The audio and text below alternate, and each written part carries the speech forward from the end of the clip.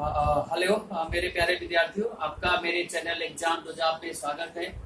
जैसा कि आज हम लोग जो है एक चैप्टर बनाएंगे ग्रेविटेशनल फोर्स का, क्योंकि अगर ग्रेविटेशनल की बात करें तो आपके आगामी एनसीईआरटी में तो आता ही आता है, आपका सिलेबस भी है। इसके अलावा अगर आप ध्यान से देखें तो एसएससी के एग्जाम्स में, अदर्स कॉम्पिटेटिव एग्जाम में ग्रेविटेशन से बहुत सारे क्वेश्चन बनते हैं। तो चलिए जल्दी से आप चैनल को सब्सक्राइब और लाइक करिए, और जितना हो सकेगा आप जो है इसको शेयर भी करिए, ठीक है। चलिए तो आज का जो हमारा जो टॉपिक है वो है ग्रेविटेशन।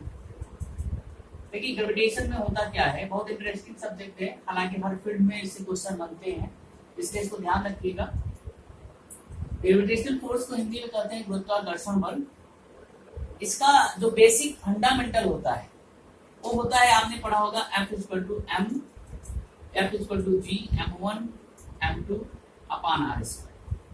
देखिए होता क्या है कि अगर आपने कभी देखा होगा तो इसका जो फंडामेंटल प्रॉपर्टी होती है वो आपसे कहती है कि सर जो फोर्स होता है, यहाँ पे जो फोर्स है वो अगर आप ध्यान से देखिए तो जी एक कांस्टेंट है m1 m2 अपान r²। मतलब दो पे वैल्यू बहुत डिपेंड है, एक तो मास पे और एक तो डिस्टेंस पे। अगर मान लीजिए कोई दो ऑब्जेक्ट, ऐसे ध्यान रखिएगा, अगर कोई दो ऑब्जेक्ट मास m1 और m2 का रखा है और उसके बीच में जो डिस्टेंस है वो r है, उसमें जो फोर्स लगेगा वो g m1 m2 अपान r² लगता है। तो भाई इसका फंडामेंटल प्रॉपर्टी क्या हुआ, फंडामेंटल आप कह सकते हैं प्रॉपर्टी क्या हुआ। तो पहले याद रखिएगा, फंडामेंटल प्रॉपर्टी ये होता है कि जो फोर्स लगता है, जो ग्रेविटेशनल फोर्स लगता है और दो मास के बीच में लगता है, दो से ज्यादा भी मास हो सकते हैं, उनके बीच लगता है। मतलब यहाँ पे मास का होना बहुत ही जरूरी है। अगर मास नहीं है तो उनके बीच में फोर्स नहीं लगेगा। जैसे अगर आप फॉर एग्जांपल अगर आप बात करें तो अगर हम प्लैनेट ले लें और सन ले लें या अर्थ ले लें और मून ले लें, तो इनके बीच में जो है वो फोर्स जनरेट होता है। और ये जो फंडामेंटल प्रॉपर्टी आपने कहा सर कि मास के बीच में लगेगा, तो दूसरा प्रॉपर्टी ये हुआ, ये जो फोर्स लगता है हमेशा अट्रैक्टिव फोर्स लगता है। तो अट्रैक्टिव फोर्स होगा दूसरा, ये डिपेंड करता है इसके डिस्टेंस पे, आर पे। तो जितना ज्यादा डिस्टेंस होगा उतना कम फोर्स लगेगा, और जितना कम डिस्टेंस होगा उतना ज्यादा फोर्स लगेगा। इसलिए जो है फोर्स जो है इनवर्सली प्रोपोर्शनल टू r² होता है। इसका मतलब ये है कि जितना दूर होगा उतना फोर्स कम लगेगा, जितना पास होगा फोर्स ज्यादा लगेगा, और ये दो ऑब्जेक्ट के बीच में लगता है। ध्यान रखिएगा, जो प्रॉपर्टी है आप यही बताएंगे कि sir without mass it is not considered. दूसरा, इट इज अट्रैक्टिव फोर्स। तीसरा क्या करेंगे सर, इट इज ये जो आपको मतलब जो फोर्स लगता है वो डिस्टेंस के, मतलब जो डिस्टेंस होता है उसके इनवर्सली प्रोपोर्शनल होता है। इन चीजों को आपको ध्यान रखना है। और यह एक सेंट्रल फोर्स होता है, इसका बहुत बड़ा रोल होता है। सेंट्रल फोर्स का मतलब it is very important force. दूसरी बात यह है कि अगर आप ध्यान से देखिए, आप m1 की वैल्यू आप स्मॉल पार्टिकल, छोटे छोटे पार्टिकल लेते हो तो हर छोटे छोटे पार्टिकल के बीच में फोर्स लगता है। लेकिन अगर हम आपसे कहें कि सर अगर हम m1 की वैल्यू 1 ले लें, m2 की वैल्यू 1 ले लें किलोग्राम में, इसको भी किलोग्राम में ले लें, और इसके बीच में 1 मीटर का हमने डिस्टेंस रख दिया, तो दो मास हो जिसके बीच का डिस्टेंस 1 किलोग्राम है और डिस्टेंस जो है 1 मीटर है। जब यहाँ आप रखेंगे तो F = g m1 m2 अपान r²। तो m1 की जगह 1, इसके जगह 1, r की जगह 1 का स्क्वायर 1, तो F = g हो जाएगा। इसका मतलब फोर्स जो होगा वो गुरुत्वाकर्षण नियतांक के ग्रेविटेशनल कांस्टेंट के क्या हो जाएगा, बराबर हो जाएगा। इसकी वैल्यू आप जानते ही हैं 6.67 × 10⁻11 न्यूटन पर मीटर स्क्वायर और पर किलोग्राम स्क्वायर होता है। ये आपको पता है। इसको ध्यान रखिएगा कि जो पार्टिकल्स होगा इनके बीच में इसी तरह से आपका फोर्स लगता है, इसको ध्यान रखिएगा, ठीक है। दूसरी बात आपको क्या बताना है भाई, इसमें सबसे पहले इंपॉर्टेंट पॉइंट ये है कि एक होता है ग्रेविटेशन और एक होता है ग्रेविटी। ग्रेविटी क्या होता है भाई, ग्रेविटी का मतलब ये होता है कि इट इज अ फोर्स, और ये हमेशा कोई भी पार्टिकल आप जब ऊपर फेंकते हैं तो हमेशा एक नीचे फोर्स लगता है, उसी को हम लोग ग्रेविटी बोलते हैं, ठीक है। तो यहाँ पे जो एक्सीलरेशन होता है वो g के बराबर होता है, और जी का मान आपको पता होगा 9.8 मीटर पर सेकेंड स्क्वायर होता है। इस चीज को आपको ध्यान रखना है। दूसरी बात, तो ग्रेविटी का मतलब होता है it is a force which are apply by the particle in the downward side. आप कोई भी पार्टिकल ऊपर फेंकते हैं तो वो क्या करता है, मैक्सिमम ऊंचाई पे जाने के बाद वो हमेशा नीचे आता है। और न्यूटन साहब ने कहा था कि प्रत्येक जो पार्टिकल होता है जब वह ऊपर जाता है तो हमेशा वो नीचे की तरफ टेंड करता है, क्योंकि एक निश्चित ऊंचाई पे जाने के बाद वो जो है नीचे आ जाता है। तो किस एक्सीलरेशन से आता है, इसी जी के वैल्यू से आता है। इसको आपको ध्यान रखने की बात है, ठीक है। अब देखिए इसकी कुछ चीजें मैं आपको ये जो जी है इसको मैं आपको दिखाना चाहता हूँ कि कैसे इन जी का वैल्यू का इम्पोर्टेंस होता है, ठीक है। ध्यान से देखिए, जब भी आप कभी आप मान लीजिए मान लेते हैं पृथ्वी थोड़ा सा इस मॉडल का ही हल्का बनाते हैं।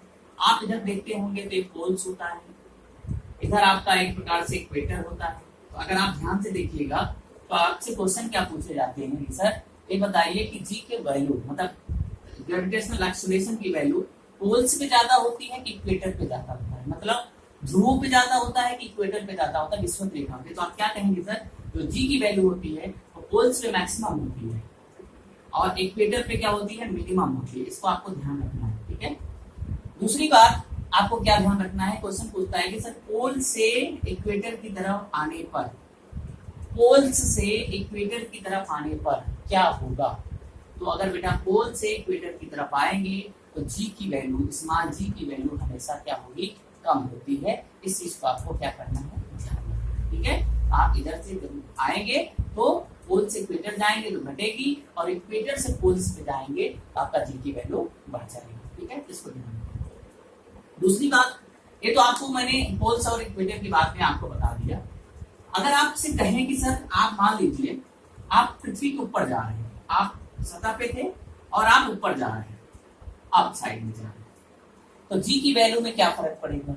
या आप यहाँ पे हैं, नीचे जा रहे हैं, तो पृथ्वी के नीचे जा रहे हैं, डाउन साइड जा रहे हैं, तो जी की वैल्यू में क्या फर्क पड़ेगा। तो ध्यान रखिएगा एक इक्वेशन होता है g equal to g dash 1 minus 2h upon r, और एक यहाँ के लिए लिखा जाता है g equal to g dash 1 minus h upon r. अगर आप ध्यान से देखें तो यहाँ पे जो आप ध्यान से देखें तो यहाँ पे दोनों वैल्यू पे माइनस लगा हुआ है, वो चाहे ऊपर जा रहे हैं और चाहे नीचे जा रहे हैं, दोनों पे जी का इफेक्ट हमेशा कम होगा। इसका मतलब आप चाहे ऊपर जाइए और चाहे नीचे जाइए, हर केस में आपको यहाँ माइनस मिला है तो जी की वैल्यू ऊपर भी जाने पे घटती है और नीचे जाने पे भी आपको घटती है। तो आपसे क्वेश्चन पूछ सकता है कि सर ये बताइए कि सर कहाँ पे जी की वैल्यू 9.8 के बराबर होगी। इसका मतलब यहाँ पे हम जी डैश को 9.8 मान रहे हैं, जी को नहीं मान रहे हैं, तो उसको ध्यान रखिएगा। अगर हम एच इसको टू, जैसे मान लीजिए पृथ्वी के नीचे जा रहे हैं, एक तो यहाँ देखिए अगर हम आर की वैल्यू 2h के बराबर कर दें, आर की वैल्यू 2h के बराबर कर दें, ऐसा पॉसिबल तो है नहीं। इसका मतलब 2h की वैल्यू आर के बराबर कर दीजिए, तो ये टर्म जो है आपको 1 हो जाएगा, तो 1 माइनस 1 क्या हो जाएगा, 0 हो जाएगा। ये तो होगा, तो ऐसा तो पॉसिबल है क्या कि जी की वैल्यू जी के डैश के बराबर हो जाएगी। भाई देखो आर की वैल्यू अगर 0 कर दोगे तब तो समझ में आता है कि सर आर 0 करेंगे तो इनफिनाइट होगा, ऐसा पॉसिबल नहीं है। तो 0 बाई आर करेंगे तो 0 बार आई आर करेंगे तब तो 0 होगा, इसका मतलब एच की वैल्यू तो 0 आप होगा नहीं। अब यहाँ पे आ रही है, यहाँ पे देखिए आपको दिखाते हैं कैसे होगा कि अगर हम सर ये पृथ्वी है, हम पृथ्वी के नीचे चले जाएं, कहाँ पे, सेंटर पे चले जाएं, जहां पे एच की वैल्यू आर के बराबर हो जाए, एच की वैल्यू किसके बराबर हो जाए, आर के बराबर हो जाएगी, तब क्या होगा जल्दी से बताइए। अगर एच की वैल्यू आर के बराबर हो जाएगी तो ए वैल्यू एच अपान आर क्या हो जाएगा, कैंसिल आउट हो जाएगा। तो 1 माइनस 1 इक्वल टू क्या हो जाएगा, जी इक्वल टू 0। इसका मतलब आपसे क्वेश्चन पूछ सकता है कि सर ये बताइए कि जी की वैल्यू 0 कहाँ मिलेगी। तो आप कहेंगे कि सर एच की वैल्यू अगर आर हो गई तो R by R equal to 1 हो जाएगा, तो 1 माइनस 1 इक्वल टू क्या हो जाएगा, 0 हो जाएगा। तो आप कहेंगे सर पृथ्वी के सेंटर पे जी का मान 0 होता है। और देखो यहाँ जी का मान कहाँ 0 होगा, जब आप आर 2h की वैल्यू आर के बराबर कर दें, मतलब आप हाइट ऐसा लीजिए कि आर बाई 2 हो जाए। यहाँ h की वैल्यू कितना रखेंगे, आर बाई 2, अगर आर बाई 2 कर देंगे तो कट जाएगा, तो आर बाई आर 1 हो जाएगा, तो 1 माइनस 1 क्या हो जाएगा, 0 हो जाएगा। इसका मतलब आप कह सकते हैं कि सर अगर हम ऊपर पृथ्वी की त्रिज्या का हाफ चले जाएं, रेडियस का हाफ चले जाएं, तो वहां जी का मान 0 हो सकता है। तो आपसे अगर कोई क्वेश्चन पूछ ले बेटा कि सर ये बताइए जी की वैल्यू 0 कहाँ होती है, तो आप दो चीज कहेंगे, एक तो आप ऊपर जब जाएंगे तो पृथ्वी के रेडियस का हाफ, या नीचे जाएंगे सेंटर पे जी की वैल्यू हमेशा आपको क्या मिलेगी, 0 मिलेगी। इस चीज को आपको ध्यान रखना है और ये बताना है आपको। दूसरा देखिए जी की वैल्यू में, अच्छा एक बड़ा अच्छा सा क्वेश्चन आपसे पूछता है कि सर मान लीजिए पृथ्वी अपना रोटेशन तेज कर दे, पहले मूव कर रही है और तेजी से चलने लगे तो क्या होगा बेटा, बहुत सारी चीजें होंगी। पृथ्वी अगर अपना रोटेशन तेज कर देगा, अर्थ पे जल्दी जल्दी आएंगे, सुनामी आएगी, जो दिन है वो छोटा होने लगेगा, तो बहुत सारी चीजें परिवर्तन हो जाएगी अगर पृथ्वी रोटेशन क्या कर देगा, तेज कर देगा, जिसको आपको ध्यान रखना है। दूसरी बात आपको क्या ध्यान देना है, जो आपके चैप्टर में आपके सिलेबस में है ज्यादातर, जैसे एक होता है अर्थ और एक होता है मून। अगर अर्थ और मून की बात करें तो एक होता है मास और एक होता है वेट। अगर आपने अर्थ पे मास की बात किया, अर्थ पे मास की बात किया है, तो अगर मान लो मास यम है, यम किलोग्राम का है, तो पृथ्वी पे अगर यम किलोग्राम का है तो मून पे भी यम किलोग्राम का होगा। मतलब मास वही रहता है, किसी का मास नहीं बदलता, मतलब द्रव्यमान नहीं बदलता, लेकिन वेट बदल जाता है। वेट का मतलब भार होता है। अगर वेट पृथ्वी पे यम है, अर्थ पे यम है, तो चंद्रमा पे m/6 होगा। इस चीज को आपको ध्यान रखना है। क्यों? क्योंकि अगर जी पृथ्वी पे जी होता है तो चंद्रमा पे g/6 होता है। और आप वेट लिखते हो सर W=mg, तो सारा रोल किसका है, जी का है। इसका मतलब जो ग्रेविटेशनल एक्सेलरेशन होता है, गुरुत्वीकरण होता है, वो पृथ्वी पे अगर जी होगा तो चंद्रमा पे g/6 होगा। इस चीज को आपको ध्यान रखना है। दूसरी चीज कहते हैं कि सर पृथ्वी पे वातावरण है, वायुमंडल है, एटमॉस्फेयर है, तो बाहर क्यों नहीं है, चंद्रमा पे क्यों नहीं, दूसरी जगह पे क्यों नहीं है, ऐसा कैसे होती है? तो देखिए एक होता है एस्केप वेलोसिटी। क्या होता है? Escape velocity. इसको ध्यान रखिएगा। एस्केप वेलोसिटी क्या होती है? वह वेलोसिटी जिस वेग से हम किसी पार्टिकल को ऊपर फेंके और वह पृथ्वी के गुरुत्वाकर्षण को पार कर जाए, तो उसे कहते हैं एस्केप वेलोसिटी। एस्केप वेलोसिटी, प्रक्षेप गति जिसे आप कहते हो, प्रक्षेप गति। तो क्या होता है कि जिस स्पीड से, वह स्पीड जिससे कि हम किसी पार्टिकल को फेंके और पार्टिकल पृथ्वी के ग्रेविटेशनल फील्ड को पार कर जाए, उसको कहते हैं एस्केप वेलोसिटी। और इसकी वैल्यू आपको पता भी होगा 11.2 किलोमीटर पर सेकेंड होता है। इसका बहुत बड़ा रोल है। जब कोई भी कण, वायुमंडल के जो ऑक्सीजन के कण हैं, हाइड्रोजन के कण हैं, तो जो पृथ्वी पे आते हैं, अर्थ पे आते हैं, तो उनकी जो स्पीड होती है, उनको बाहर जाने के लिए, मतलब वायुमंडल छोड़ने के लिए भागने की कोशिश तो करते हैं, लेकिन भाग नहीं पाते हैं, क्योंकि उनको ऊपर जाने के लिए, बाहर जाने के लिए 11.2 किलोमीटर पर सेकेंड की स्पीड चाहिए, जो कि पॉसिबल नहीं हो पाता है। उनको ये स्पीड नहीं प्राप्त हो पाती है, इसलिए वो पृथ्वी के वायुमंडल को छोड़ के बाहर नहीं जाने पाते। लेकिन अगर यही दूसरे ग्रहों की बात करेंगे, प्लैनेट की बात करेंगे, तो वहां पे क्या होता है कि जो जी की वैल्यू, जो एस्केप वेलोसिटी होता है, वो लगभग 2.4 किलोमीटर होता है, 2.4 किलोमीटर। और इतना कम स्पीड होने के कारण कोई भी अगर पार्टिकल एटमॉस्फेयर में, मतलब ऑक्सीजन या हाइड्रोजन या अदर जो वहां पे जाते हैं, उनको ये आसानी से इसकी वेलोसिटी मिल जाती है और उन प्लैनेट्स को छोड़ के वो बाहर चले जाते हैं। इसलिए हम कह सकते हैं कि सर इसके वेलोसिटी के कारण हमारी वायुमंडल में, हमारे पृथ्वी पे वायुमंडल पाया जाता है और अदर ग्रहों पे वायुमंडल में नहीं पाया जाता है। इस चीज को आपको ध्यान रखना है, ठीक है। चलिए दूसरी बात आपसे क्या कहता है कि मान लीजिए सर आपके पास लिफ्ट का केस है, एक लिफ्ट है, ठीक है, इसलिए एक आदमी बैठा हुआ है, और आदमी जब बैठा हुआ है तो आप जो है लिफ्ट ऊपर जा रही है, तो इसका एक्सीलरेशन ए है। हम मान लेते हैं नॉर्मल फोर्स नीचे और mg नीचे, इसका जो वेट है वो mg नीचे। अगर आप इक्वेशन बनाएं तो लिखते हैं, अगर मास इसका m है तो आप लिखते हैं सर ma = n - mg, या n = आप लिखते हैं सर ma + mg। एक होता है आपका अपैरेंट वेट और एक होता है एक्चुअल वेट। जब आप कभी लिफ्ट में ऊपर जाते हैं तो आप अपने को हमेशा ज्यादा वेट फील करते हैं। अपरेंट वेट जो वेट होगा वो आप हमेशा ज्यादा फील करेंगे। तो आपसे एक क्वेश्चन पूछता है कि सर जब आप ऊपर जाते हैं तो आप वेट कैसे फील करते हैं? तो दैट मीन्स अपरेंट वेट आपका हमेशा ज्यादा होता है M E plus M G के कारण। ये जी का ही इफेक्ट है। लेकिन अगर यही चीज आप इंडियन है, एम जी है, तो एक्सीलरेशन नीचे हो रहा है, तो आप लिखेंगे sir M A equal to M G minus N, या एन इक्वल टू आप लिखेंगे एम जी माइनस एन। इसका मतलब ये हुआ कि अगर आप नीचे आएंगे तो एक अपरेंट वेट जो होगा, एक होता है अपरेंट और एक होता है एक्चुअल। तो जब आप नीचे आएंगे तो आपको जो आपका भार लगेगा, अपरेंट वेट लगेगा, तो हमेशा क्या होगा?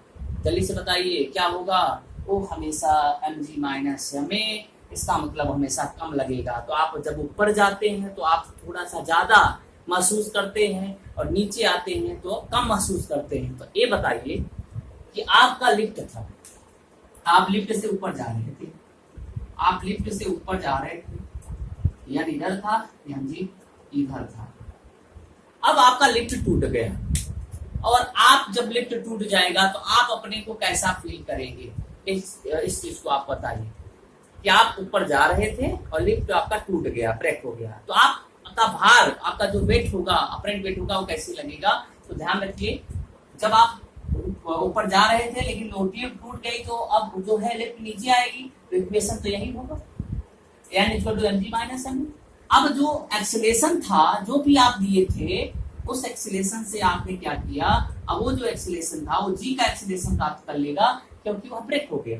तो अगर a इक्वल टू g हो जाता है तो यहीं पे आपको a इक्वल टू g रख देंगे, तो यह आपको लगेगा 0। इसका मतलब आपको जो अपरेंट वेट लगेगा वो 0 लगेगा। इसका मतलब आप वेटलेस फील करेंगे, इसका मतलब आप भारहीन महसूस करेंगे।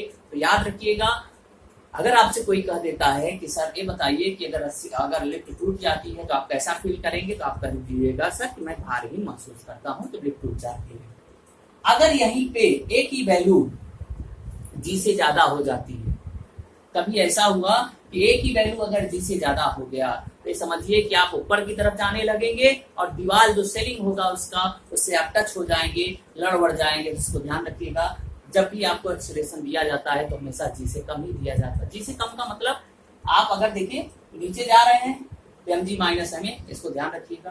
तो ए की वैल्यू जो है जी से, ध्यान रखिएगा, नीचे आप जा रहे हैं तो ए की वैल्यू जो होगा वो जी से हमेशा कम ही रहेगा, ज्यादा नहीं रहेगा। इस चीज को आपको ध्यान रखना है, ठीक है? तो इस चीज को आपको ध्यान रखिए। जैसे और भी इसमें बहुत सारे क्वेश्चन आपसे पूछे जाते हैं कि सर जी का क्या रोल है? भाई जी का अगर रोल नहीं होता तो जितने भी ग्रह हैं, प्लानेट है, वो एक दूसरे की तरफ जो चक्कर लगा रहे हैं वो घूमते नहीं, ठीक है? तो जी का बहुत बड़ा इफेक्ट है। जी के कारण ही जो ग्रह होते हैं, चाहे वो जितने प्लानेट है वो सन की तरफ मूव कर रहे हो, या जो है मून जो है पृथ्वी की तरफ मूव कर रहा है, ये किसके कारण है भाई? जी के कारण ही है, गुरुत्वीकरण के कारण है, ग्रेविटेशनल एक्सीलरेशन के कारण है। तो इस चीज को आपको ध्यान रखना है, ठीक है? अच्छा, और भी जैसे इसमें आता है कि सर एक होता है केपलर्स लॉ। केपलर्स लॉ ने भी बहुत अच्छे बात कही थी कि सर केपलर्स लॉ, इनको सब याद करना है आपको। इंटरव्यू में या अदर्स एग्जाम में भी आप जाएंगे तो इससे होता है कि हाँ, अगर आप इतना एक्सप्लेन करेंगे तो आदमी जानेगा कि हाँ सर जो है आपको कुछ आता है। भाई यूनिवर्स में 4 तरह के फोर्स पाए जाते हैं। कोई कंटेक्ट और नॉन कंटेक्ट करता है तो हम तो सीधे सीधे कहते हैं sir gravitational force, electromagnetic force, weak force और स्ट्रॉन्ग फोर्स। यही 4 फोर्स पाए जाते हैं और चारों फोर्सों में ही सारे आपके कंसेप्ट है, ठीक है? तो ग्रेविटेशनल फोर्स जैसे आपने कहा 2 मासों के बीच पाया जाता है। इलेक्ट्रोमैग्नेटिक फोर्स जो होता है वो चार्ज बॉडी के बीच में पाया जाता है। अगर वीक फोर्स करिए तो न्यूक्लियर रिएक्टर्स में पाया जाता है, न्यूक्लियर रिएक्शन में पाया जाता है। और जो स्ट्रॉन्ग फोर्स होता है वो न्यूक्लियस में पाया जाता है। तो चारों तरफ से जो फोर्स होते हैं इनके बारे में आपको ध्यान रखना है और पूछा भी जाता है कि सर ये कहाँ पे पाया जाता है। दूसरा, जैसे अगर हमने आपसे कहा कि सर केपलर्स लॉ क्या होता है, what is the Kepler's law, तो याद रखिएगा केपलर्स लॉ बहुत सारे मतलब इनके जो 3 बेसिक फंडामेंटल जो बनाए गए रूल्स बनाए गए, उन्होंने कहा सर कि सभी जो ग्रह होते थे वो जो सूर्य के चारों तरफ इलेक्ट्रिकल ऑर्बिट में चक्कर लगाते थे। इसका मतलब इस तरह से लगाते थे, सूर्य कहीं एक फोकस पे होता था, दूसरा कहता था equal shift equal area, equal time में इक्वल एरिया शिफ्ट करते थे। इसका मतलब होता था कि उन्होंने कहा कि सर जब भी कोई ग्रह सूर्य के पास आता था तो उसका स्पीड बढ़ जाता था। When any planet comes in just like as the sun, then the speed of the planet are become fast। कहने का मतलब ये है कि जब भी कोई ग्रह सूर्य के पास आता था तो उसकी स्पीड बढ़ जाती थी और जैसे दूर हो जाता था कम हो जाता था। इसका मतलब एक सर्टेन टाइम में वो इक्वल एरिया जो है कवर करता था। तीसरा नियम था कि सर जो टाइम पीरियड होता था इनका ये हमेशा आर क्यूब के प्रोपोर्शनल होता था, जहां आर क्या होता था, आर उस प्लैनेट के द्वारा चली गई एक दूरी होती थी कि जिस कक्षा में वो चल रहा है उसके बीच में जो चली गई दूरी होती थी उसको हम लोग जो है आर कहते थे। इस चीज को आपको ध्यान रखना है। तो तीनों जो है केपलर्स के लॉ भी आपको याद होना चाहिए, एग्जाम में सीधे आपको पूछ लेता है। अच्छा, आपने कभी इसी में अब जब जी की बात हो रही है तो इसमें आता है सैटेलाइट। सैटेलाइट क्या होते हैं भाई? सैटेलाइट दो तरह से पाए जाते हैं, एक होता है सिंक्रोनस सैटेलाइट और एक होता है जियो स्टेशनरी सैटेलाइट। भाई देखो, जियो सिंक्रोनस, जियो स्टेशनरी सैटेलाइट, जितने भी सैटेलाइट होते हैं वो पृथ्वी की सतह से 36,000 किलोमीटर ऊपर लॉन्च किए जाते हैं। याद रखिएगा, ये आपसे क्वेश्चन पूछा भी है कि सर ये बताइए कि जो जियो कोई भी सैटेलाइट होता है वो पृथ्वी के कितने ऊपर लॉन्च किया जाता है? तो 36,000 किलोमीटर पे लॉन्च किया जाता है। दूसरा, जियो स्टेशनरी और जियो सिंक्रोनस में अंतर क्या होता है? तो याद रखिएगा, जियो स्टेशनरी जो सैटेलाइट होती है उनका जो टाइम पीरियड होता है 24 आवर्स के बराबर होता है। जियो स्टेशनरी सैटेलाइट का टाइम पीरियड 24 आवर्स होता है, जबकि जियो सिंक्रोनस सैटेलाइट का जो टाइम पीरियड होता है वो हमारा होता है पृथ्वी के टाइम पीरियड के बराबर, लगभग 1 साल के बराबर, लगभग 365 या 66 दिन के बराबर होता है। तो जियो सिंक्रोनस का पूछेगा तो आप ये बताएंगे कि सर वो पृथ्वी के आवर्तकाल के बराबर होता है, और जियो स्टेशनरी कितना होता है भाई? 24 आवर होता है। आपने कभी देखा होगा इन सैटेलाइटों का यूज हम बहुत सारे चीजों में करते हैं, चाहे वो मौसम विज्ञान हो, चाहे वो रक्षा विज्ञान हो। आज की जितने भी फोन से सब आ रहे हैं तो सब सैटेलाइट का ही यूज होता है। इस तरह से इन सबका रोल में जी का वैल्यू का बहुत इफेक्ट होता है। तो याद रखिएगा, जी से बहुत सारे क्वेश्चन पूछे जाते हैं। Gravitational acceleration is a very important chapter, तो आप इसको ध्यान से पढ़िएगा। और चलिए, तो आज का सेशन यहीं पे हम आपको समाप्त करते हैं। अब थैंक यू वेरी मच।